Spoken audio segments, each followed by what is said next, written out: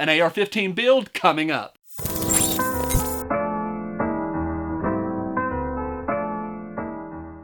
Hey guys, I'm Johnny with PewPewTactical.com, your definitive source for gun reviews, gear guides, and all things that go ba-bang. Today we're looking at a full AR-15 build from Aero Precision. Now, I'm going to walk you through the parts list, I'll get it built, and I'll get it out to the range. If this is your first time here, we always put a ton of stuff down below for you to check out, including a link that goes over to our website. Now, if you're already on the website, I usually say at this point, look up above and down below for a lot more stuff, and that's true.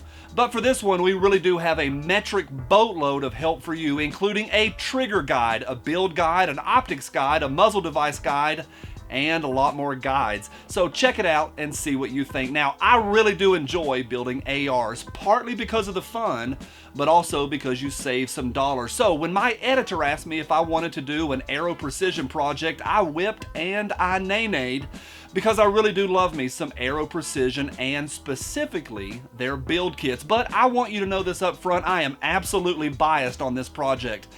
I do media projects just like this one on one side, but I'm also on the other side a gun nut personally. So on the personal side, in the last year, I have built 3 Aero Precision kit rifles, all on my own. These are my personal rifles, so I am biased. So for this project, I got in a full build kit. The lower receiver is the M4E1, plus a full Aero lower parts kit. The furniture is Magpul Moline, which I really am a big fan of. Now, I shoot rifles from both shoulders, so I got the Aero Ambi charging handle. Now, I'm a bit of a trigger snob, and I've recently been hoarding some of my Black Friday sale Geisley 2-stage triggers for a rainy day. It started thundering, here we go. I think the upgrade really is worth it, especially at this price point that I got for the Black Friday sale. Now, for the upper, I went with a complete M4E1 upper assembly with a 12-inch M-LOK guard. The barrel is 16 inches and is chrome moly lined. That's fancy talk to say the barrel's gonna last a long, long time. Now, I'll put a brief build list down in the description, and since YouTube is a little squirrely about links, over on our website, I'll have a full build list all for you. Now, I've mentioned our site a couple times, but for this project, again, I do think it's worth jumping over there. I think it's gonna be worth it, and if it's not worth it, come back over here to YouTube and let me have it down below. Now, let's get this rifle built. If you've never built an AR, don't be intimidated. I promise you, you can do it. What you're gonna need is some basic tools, and the worst part is the lower parts kit with all of those springs. But take your time, it is doable. I also recommend for your first build, consider getting a complete upper and then building the rest of the project all by yourself. I can't show you the entire build or YouTube will have a complete conniption. The price point on this project for the complete rifle came in at about $920. Now that's full retail, not taking into account any sales or deals that you might be able to find. You can do the build in about an evening and get everything safety checked and all cleaned up. Now, just like that, the rifle is complete. Check it out. It came in at about 7 acorn squashes long, and the flat dark earth coating, I think, looks fantastic. The rifle is chambered in 5.56, and I added a Vortex Spitfire red dot, and I also removed the factory birdcage muzzle device, and I added a linear comp. That's just my personal preference. All right, let's get out to the range. When I test a new rifle, the first thing I do is I clean everything just in case there's some leftover shavings from the manufacturing process, and then, because I like to run my ARs a little bit wet, I slathered everything up with oil and I let her rip. I used magazines from 5 different manufacturers. I fired 300 rounds of American Eagle ammo, all from Federal, and I'm happy to say that everything went perfectly.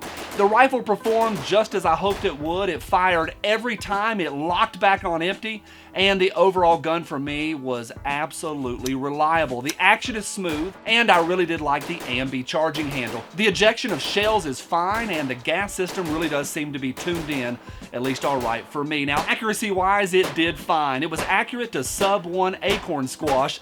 Now, I'm not sure what the conversion rate from MOA to vegetable is, LOL, but with a brand new barrel and at only 300 rounds, I'm not trying to stack rounds in the same hole over and over.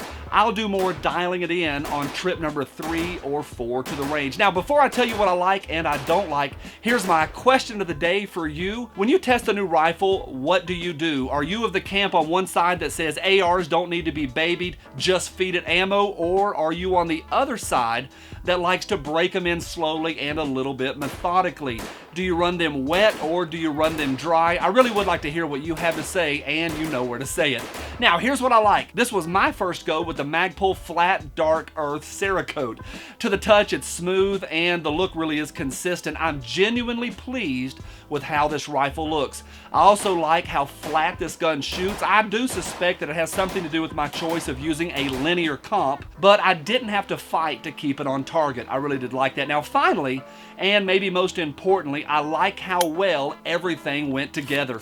I've put together mil-spec budget builds where I have to sand down parts to get everything to fit together, but not so with this one.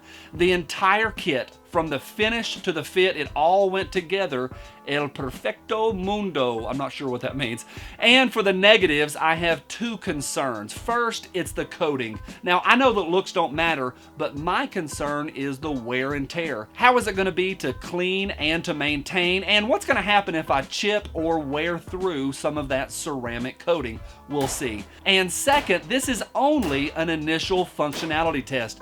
300 rounds is not a full test on a brand new gun, so I still got some questions to be answered. I really do like to get 1,500 to 2,000 rounds all down the pipe before I really feel comfortable with any firearm. But overall for me, this was a fantastic journey. From the kit boxes coming in the mail all the way to the range, I had a blast. The Aero Precision build I really do think was a success, and I gotta check a lot of boxes for me, from accuracy to functionality. Pretty cool in my book overall. So what do you think? We'd love to hear from you. We'd love to hear your opinions. You know where to give them out. On behalf of the entire Pew Pew Tactical team, I'm Johnny, and we'll see you soon.